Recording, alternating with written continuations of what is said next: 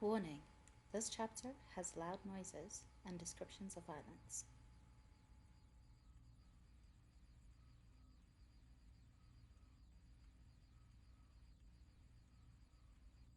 Aenig by Caitlin. Chapter 33. What the hell is going on? Silas shrieked as his gauntlet whirled and almost fired into the floor. The aftershock of the shudder left his knees weak and his blood pumping. We're under attack, that's what! Dylan shouted moments before another quake rocked through the city. There are literally hundreds of memfs at our doors. The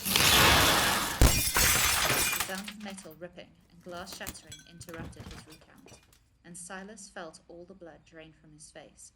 If he looked anything like Yana, he was almost certain that she'd come to the same conclusion she had. Tell me that's not what I think it is, he gulped, even as Dylan shot over to one of the few remaining monitors, and everything lit up red. So long as you weren't thinking that a horde of memfs just broke into the maze, I won't have to disappoint you, the tech answered in a strangled voice. We need to get the lower levels cleared now, Damien barked, already headed for the elevator. I want 5 scouts on level 1. Make sure no one leaves. If the engineers can hide on the lower levels, they might have a chance. I need 7 scouts to clear farming, and everyone else has the field. Everyone needs to get up here. Start as many jets as you can once you get back. I don't know how many people will get out that way, but down isn't an option for the civilians. The scouts rushed after him as yet another tremor racked the city, but this one felt different. It was accompanied by a shriek of metal and a loud snap.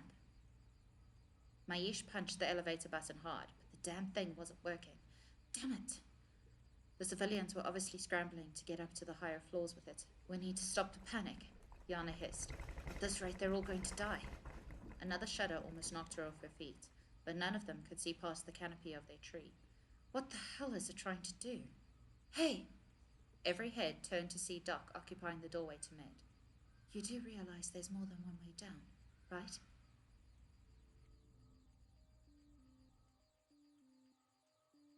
The elevator opened on farming, just as a guardian broke through the steel roof of the maze. People screamed, the animals shrieked in fear, and vegetables went flying. It hefted itself through, and memfs began pouring out of the hole it left behind. Cale dove through the doors, shouted for the farmers to evacuate, and jumped at the first monster he saw. Max rushed after him and dived at the guardian. He didn't know where his newfound courage had come from, but he'd obviously taken it by surprise. It was a quick brawl before he ripped out its throat. Ndi hugged the elevator, hand on the button to keep the doors open, and ushered terrified civilians inside before she jabbed the button to send them up. A memf lunged for the slowly closing doors, but Max grabbed its leg and flung it away, where it was sliced in half by Cale's blade. The two fought like they'd been doing it for years, but another guardian had made its way through the opening into the maze. There were a whole lot more below, and the elevator wasn't coming back. Guys! She screamed, uselessly putting herself between the terrified farmers and their only way out. We have a situation here. Climb the tree, Gallus shouted, pulling the girl back to take her place, a metal rake in his shaking fists. Go, now! The mass scurry only served to capture the memf's attention. Some jumped for their feet, hitting glass and falling back angrily, but they found the hole once the new guardian climbed up through it. Gallus joined Cale and Max, holding off what they could. The city shuddered again as the guardian jumped for the ceiling. Ndi could hear screams from above her as the civilians on level 4 scurried around in a flat panic, now that they could see the danger they were in through the floor. She almost began climbing, but her blood ran cold as her brother's voice floated over the mass in a blood-curdling scream of her name. She abandoned her escape in an instant, shoving her way through the people scrambling for a branch, to find the little boy huddled on the floor under a planter. His hands covered his head, tears streamed down his face. Memf knocked the planter clear across the room and leered over him, and she saw red. She didn't even know what she grabbed, but she hurled it at the creature's head and it collapsed instantly. She rushed towards the sobbing child and hurled him towards the tree. You climb up there right now, and you run to the clinic, okay? She hurried him firmly, and she almost sighed when he nodded at her. Find a scout and you stay by them, Chi. The kid shimmied up the tree and squeezed through the gap between the glass and bark faster than she'd seen him do anything in his life. She watched him sprint for the clinic. Her relief was short-lived. He only got halfway when a deafening crack sounded through the floor, and then glass shattered. A clawed hand twisted in the back of her shirt, and she screamed as her feet lifted clear off the ground.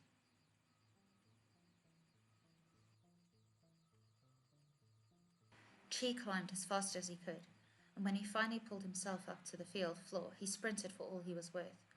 Then the floor in front of him shattered in an explosion of glass and shimmer.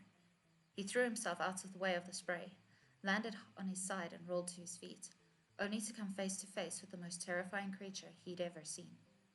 It was so much bigger than a normal memf, like the one his sister had talked about. She hadn't said it was that big. He knew he should run, could hear people screaming for him to move, but his legs seized and his voice caught in his throat. The monster prowled towards him, claws scratched on the glass, teeth yellow, and its jaws hung open in a mock grin. This was how he was going to die. Chi was sure he didn't blink, certain of it even, but the creature had crouched down to pounce, and then it was howling as two red lines fizzed into being from its throat and down its belly. The giant memf took one last breath, and its intestines spilled out of its stomach. Blood oozed and sizzled as it stood there, seemingly dazed for what felt like a short eternity, until its eyes finally rolled back into its head, and it collapsed to the floor. Dylan stood over the corpse, screaming for Chi to run, his voice viciously cutting through the panicked echo of the monster's pained final howl. The tech was covered in blood, and two daggers slotted into pads at his wrists extended past his clenched fists. The blood dripping from them couldn't possibly be completely memf, because it smoked and burned. "That's how you got your tooth," Chi breathed once he found his voice.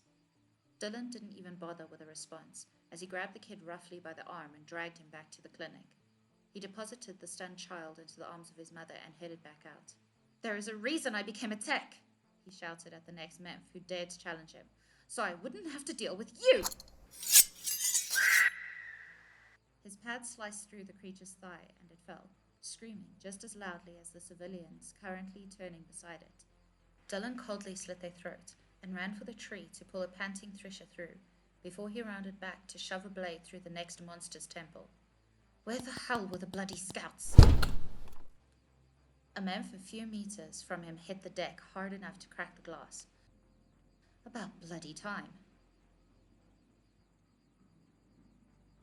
Cale hadn't been ready for the claws that dug into his waist, but then he was thrown up through the hole to the field, instead of being dragged towards gnashing teeth. He crowed a surprised battle cry, and kept running the second he cleared the glass. Blood dripped down his arms and made the glass floor slippery, but it was all part of the experience. Another level of battle he had yet to deal with, and the addition of flying bullets from the rest of the scouts simply added to the thrill. He vaguely noted Max springing through the hole, with Ndundi tucked under his arm, but he was more bent on growling at Maish for sniping the memf he had been about to take down. The colored man shot him a sorry, not sorry, shit-eaten grin before he blasted a hole in another memf who got a little too close to the clinic. Yana used the cover to sprint out into the mayhem and shove a comm into Cale's hand. Not that he wanted it, but he put the little device into his ear anyway, and a cacophony of annoying almost knocked him clean off his feet, mostly coming from one Capetonian, who chose that particular moment to crow, "The cavalry has arrived! Praise the Lord and pass the ammunition!" "We're in engineering," a nondescript scout shouted for no reason. Cale watched as the elevator descended down past the destroyed greenhouses, only to grind to a halt halfway. A guardian had shoved its fist through the tank and ripped the mechanisms out. Memphs descended upon the scouts and civilians trapped inside. The screams turned to gurgles, turned to silence, turned into roars, but there was no time to mourn the stupid. Cale dodged a muzzle to the arm, and kneed the beast under the chin so hard some of its fangs cracked. He drove his elbow down into its head, and the thing's skull made a rather satisfying crunch. "We're getting our asses handed to us out here," Silas shouted over the comms, and Cale growled as he took down another memf. Was he the only one doing his job? He landed on his back hard. The blow to his chest winded the air from his lungs as another monster pounced on top of him. A roar almost deafened him, as Max, fully monster once more, body slammed it away, and his sharp claws gutted the creature before the jaws could close around Cale's face. The man gasped out a chuckle to force his lungs to work again, and Nindy's pet hurled him to his feet, then threw him at the back of a guardian with so much force he cleaved the monster clean through the gut, even as the momentum carried him around to slam into another memf hard enough for its ribs to shatter under the impact of his boots. He swiveled back just in time to see Max backhanded to the floor by another guardian. Cale's blood ran cold as it crawled after him. A fury and fear welled up inside him. The latter was not his own. "Silas!" he called hurriedly to the blonde over the comms. "Put it down!" Silas stood him proud, and Cale just managed to drag Max out from under the already falling body. "Cover them," he heard Damien ordering in his ear, and a wall of bullets wrapped around them. Max huddled in on himself, whimpered under his breath as he shook like a leaf. "Pull yourself together, man," Cale demanded. He pulled the memf to sit, tried to force him to his feet, but his eyes were far away. "I swear if you don't get off your ass right now." "She's here," Max whimpered and clutched at his head. "The Queen?" Damien's voice came over the comms. Cale just hooked his fingers under the memf's jaw and forced eye contact. "Where is she?" An amber glow flashed briefly in Cale's field of vision. "We don't have time for this," Yana berated them harshly. "Get over here now!" "Lowest level," Max stammered, even as he tried to shrink in on himself again. Images flashed in his mind of blood and gore, worse than anything happening around him.